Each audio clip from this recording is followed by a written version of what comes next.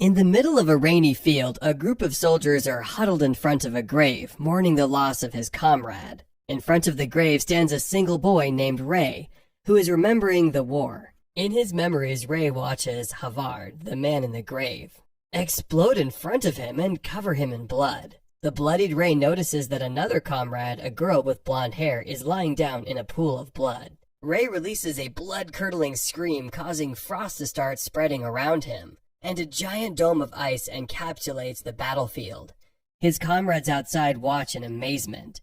The ice dome disappears and all that's left is Ray carrying the girl's body. In a change of scene, Ray had just enrolled and is now attending the Academy of Sorcery.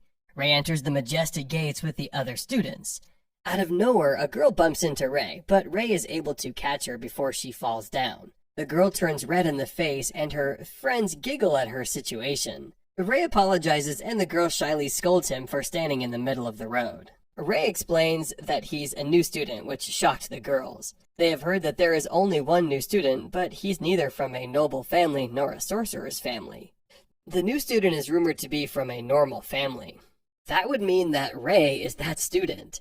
Upon realizing that he's an ordinary, the girls get grossed out and the bystanders who happen to hear them start gossiping about him. One guy confronts Ray and introduces himself as Albert Allium. Ray amicably introduces himself as Ray White and offers to shake his hand in a greeting. However, Albert just slaps his hand away and tells him that the academy is only for aristocrats, or at least someone born in a sorcerer's family. He declares that the academy is not for an ordinary like Ray. Ray just ignores him, which infuriates Albert. He tries to take hold of Ray, but Ray just calmly dodges him. Albert is about to punch Ray again when a red-haired girl suddenly interrupts them. Albert is shocked since the girl is from one of the 3 top families. Albert gives a disgusted look at Ray and exclaims that he'll never accept an ordinary. Then he leaves. The red-haired girl introduces herself to Ray as Amelia Rose and asks him if he's okay. Ray thanks Amelia for her assistance and shakes her hand.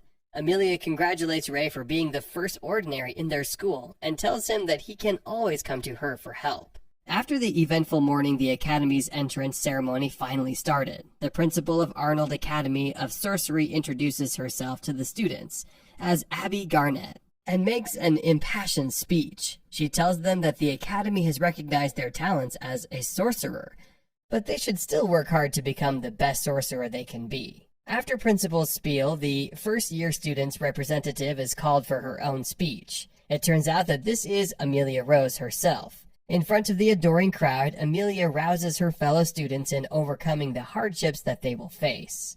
After the ceremony, Ray goes to his classroom and introduces himself in front of the class. However, the reaction of the class was mixed. Some of them welcomed him gladly, while some started gossiping on how a commoner like him entered the academy in the first place. The teacher introduces herself as Helena Grady, or Miss Grady, and tells Ray to sit down. Amelia once again welcomes Ray, which shocks all the other students.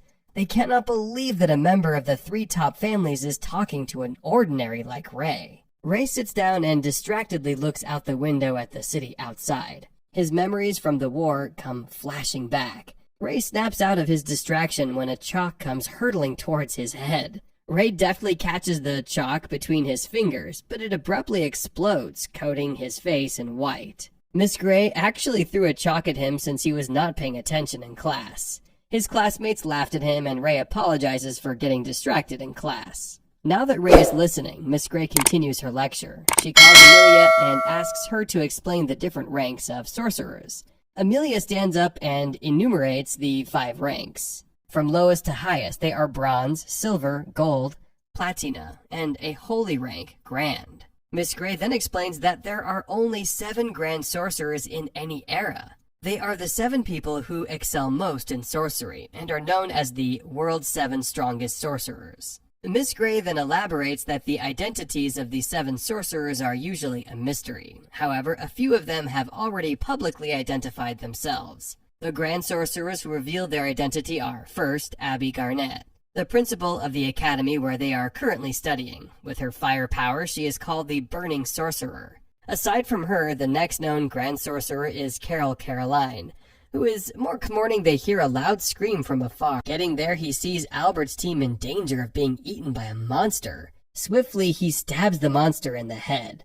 The fact that he killed this monster so easily makes Amelia wonder who he truly is. Just then, a shadow in the woods throws something at the monster, which brings it back to life, making it transform into a more vicious form.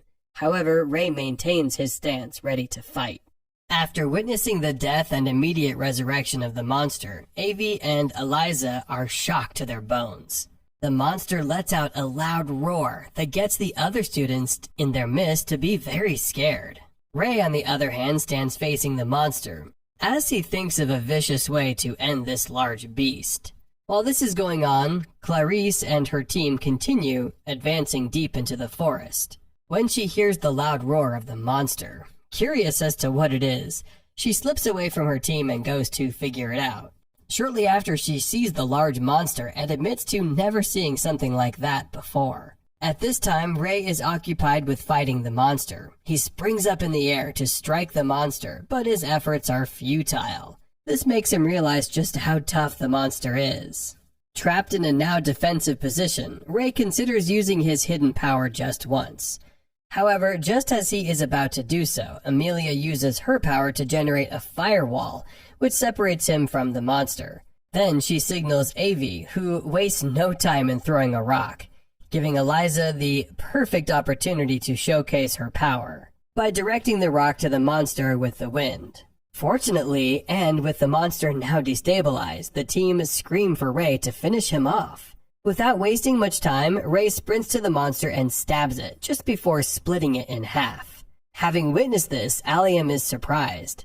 The team, however, are very excited that they are able to pull off such an attack. While Avi expresses his joy by happily grabbing Ray, Eliza's joy comes in the form of a shock when she hugs Amelia, stating that she was so scared.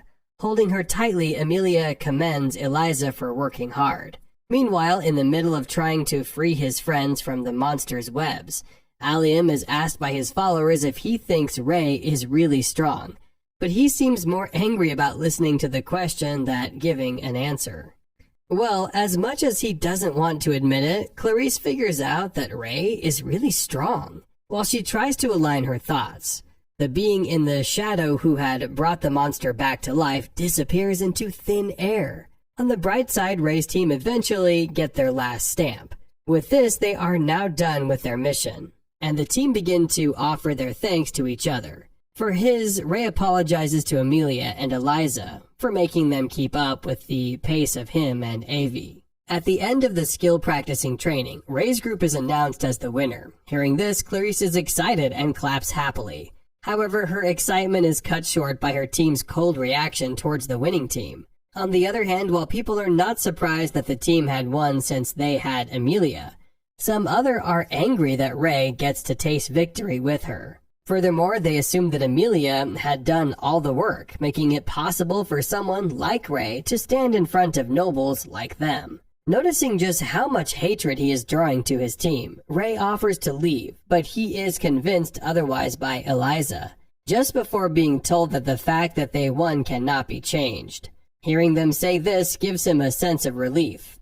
However, Allium's anger for Ray continues to rise uncontrollably. Meanwhile, Ray's master, Lydia, anticipates his arrival, but he remains unavailable. When her maid comes in, she seeks to know if he has arrived, but is told otherwise. This gets her frustrated, mostly due to the fact that he hasn't come to see her for 2 months. The thought of this makes her angrier as she speaks. Just then, the maid sees him from the window and informs her master about it. The once angry and ranting master switches up immediately, looking through the window herself to see if he really has come. Seeing her master in this happy state, the maid offers to go and welcome Ray. When Ray finally meets with his master, she tries so hard to hold her excitement and desperation. She seeks to know if he had grown taller, but he informs her that it isn't the case. Jokingly, she states how she has raised her head to see him as opposed to how she looked at him some years back. Then she urges him to sit down. When the two are seated, Master Lydia asks to know if Ray is okay. While he claims he is, he shows her his hands, which seem to have not recovered from a hidden form of power.